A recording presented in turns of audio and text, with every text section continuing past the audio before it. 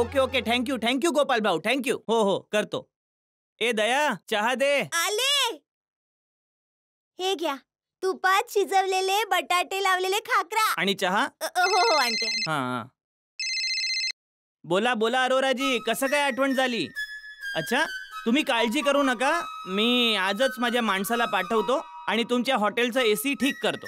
हो तो लिकेज वगैरे सगळंच बघेल, तुम्ही काळजी करू नका. ठीक आहे. ओके. हे घ्या. हा, गरम गरम चहा. हा. ओहो, बोला मायाजी. काय?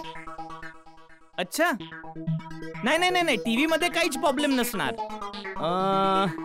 मला वाटतं कदाचित तुम्ही रिमोट मध्ये चुकीचं बटन दाबलं असणार, म्हणून ते टीव्हीवर काही दिसत नसणार. हो, मी आजच एका माणसाला पाठवतो, तो नीट करेल. हा, ओके. येणार आजच नक्की येईल. पक्का. हा, नक्की. ओके.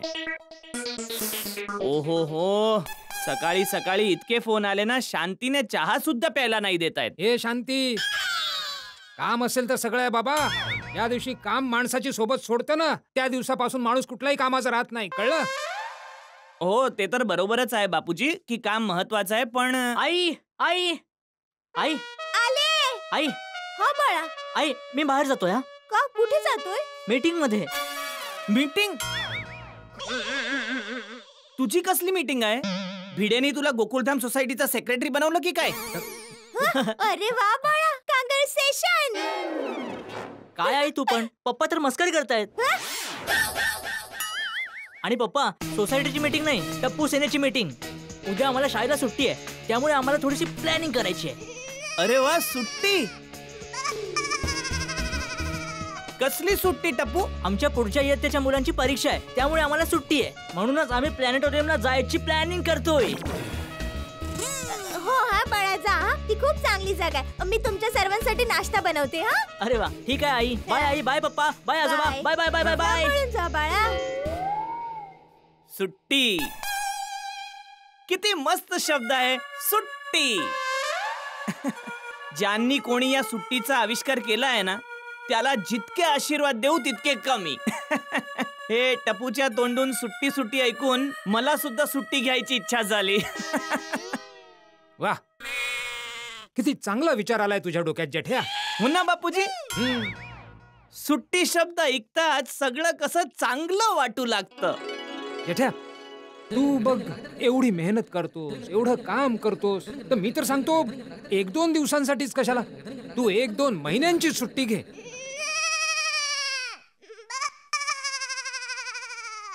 बापूजी. हो, तू असा मस्त घरात पाय पसरून असा बसणे आराम कर.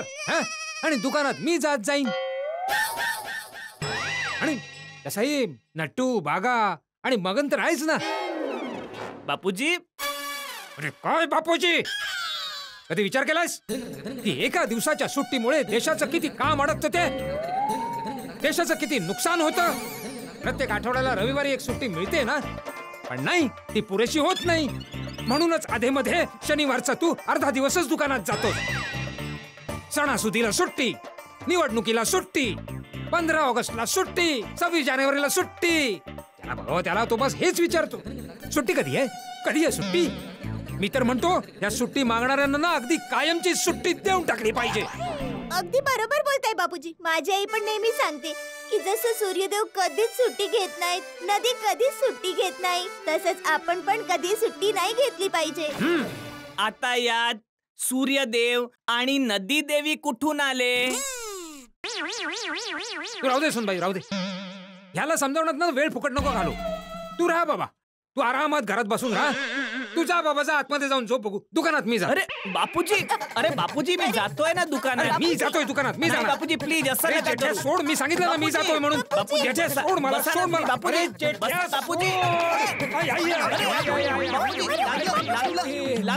अरे मला नाही ऐकलं, मला जाऊ दे. जेठ्या बाजूला हो, मी सांगितलं ना मी जाणार. जय जिनेंद्र. दुकानात मी जाणार. जय जिनेंद्र. अरे जेठ्या, अरे थांब जेठ्या, थांब, मी जाणार आहे दुकानात.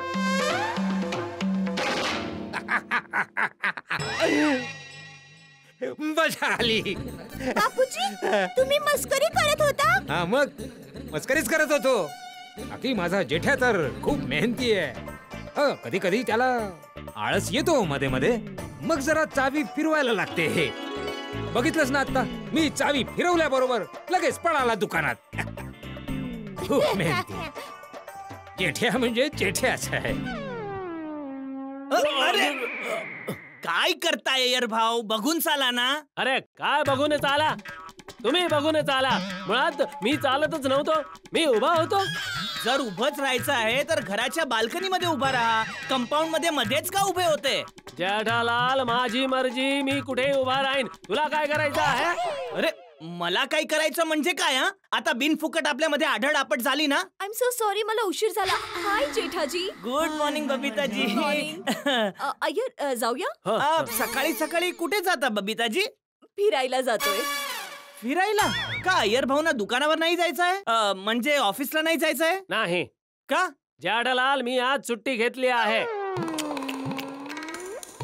सॉरी बबिताजी, अय्यर भाऊ वाईट नका मानून घेऊ, पण तुमच्यासारख्या लोकांमुळेच आपला देश प्रगती नाही करत आहे.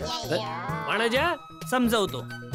प्रत्येक आठवड्याला एक सुट्टी तुम्हाला मिळते की नाही रविवारी, पण ती तुम्हाला पुरेशी नाही. म्हणून तुम्ही शनिवारी सुद्धा अर्धा दिवसच कामावर जाता.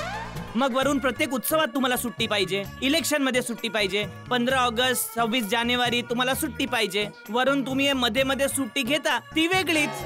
म्हणजे 365 दिवसात मुळात 200 दिवस तर तुम्ही सुट्टी घेता.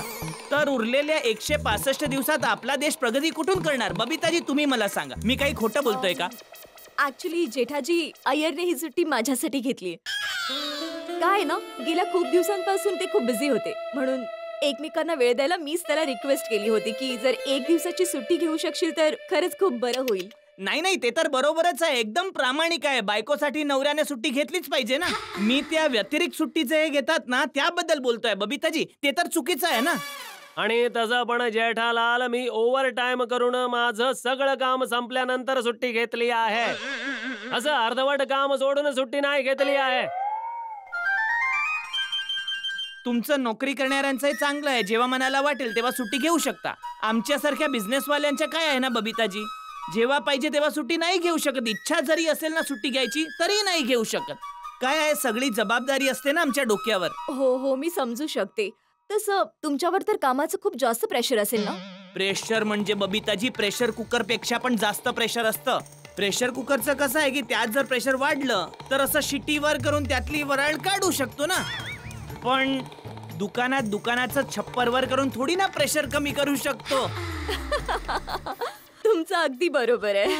बबिता आता आपण जाऊया, नाहीतर जेठालाल सोबत बोलता बोलता पूर्ण सुट्टी संपायची. अरे हो, चला चला. तसं कुठे जाता सुट्टी साजरी करायला? जेठालाल आमचा पूर्ण प्लॅन सेट आहे. सर्वात आधी आम्ही एक मस्त हॉटेल मध्ये जाऊन ब्रंच करणार. म्हणजे लंच? लंच नाही जेठालाल, ब्रंच. म्हणजे काय आहे की जेव्हा ब्रेकफास्ट आणि लंच एकत्र करतो ना त्याला ब्रंच असं म्हणतात. नंतर जेठालाल आम्ही थोडा वेळ घरी येऊन आराम करणार.